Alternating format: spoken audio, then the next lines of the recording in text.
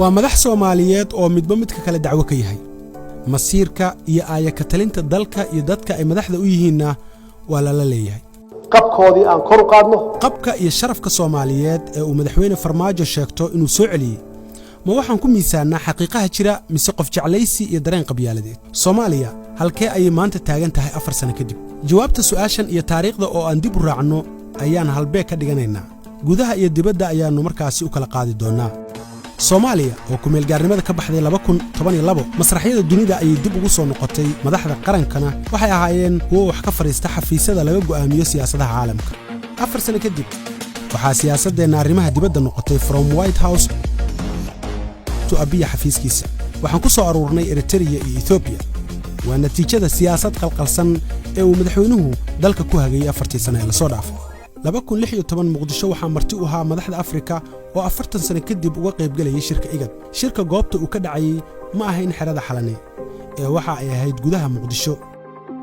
calaamada Afrika oo uu ka dhex muuqdo Kenya midabkasan ayaa wadooyinka muqdisho ka babanayay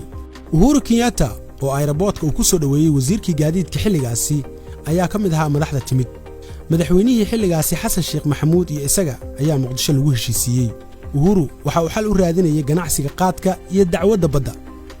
balse 6 maalmood kadib September 19keedii 2016 isla sanadkaas waxa The Hague ka bilowday dhageysiga dacwadda badda 4 sano kadib garoonka aadan cadde waxa uu qaabilayaa ilaalada ciidamada dawlad goboleedyada waxaana xerada xalane lagu heshiisiinayaa madaxda goboleedyada Soomaaliya iyo madaxweynaha waqtigiisu dhamaaday Farmaajo markii uu gabay kaalintiisii hogaamineed in Soomaaliya uu dib heshiisiin ka dhex abuuro waxa galay booskaas ergeyga qaramada midoobay James Swan waxa uu tagay bil gudahood Baydhabo Dhuusamareeb Garoowe Jowhar iyo Kismaayo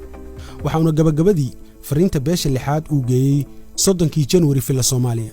madaxweyne Farmaajo oo u muuqda inuu qaatay waxa loo sheegay ayaa saacad kadib kulanka soo saaray qoraal uu ugu yeeray madaxda dawlad goboleedyada inay ku kulmaan Dhuusamareeb intii u dhaxaysay September 2020 ilaa March 2021 sanadkan tiradii ugu badnayd abid fariimo qaar ay u muuqdaan amar ayaa waxa daabacay safiiro ay horkacayaan Yamamoto iyo James Swan fariimahan ayaa ku wajahnaa madaxda Soomaalida oo Farmaajo hormuudka u yahay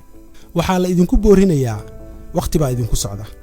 waa inaad u timaadaan Soomaalidan u turtaan waa qaar kamid ah erayada safiirada shisheeyaha Twitterka iyo Facebooka ku daabaceen iyagoo la hadlaya Farmaajo iyo madax goboleedyada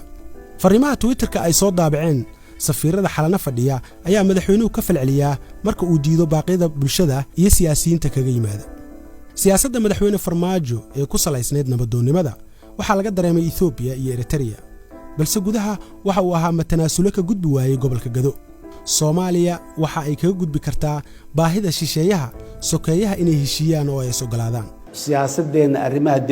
arrimaha gudaha oo xumaatay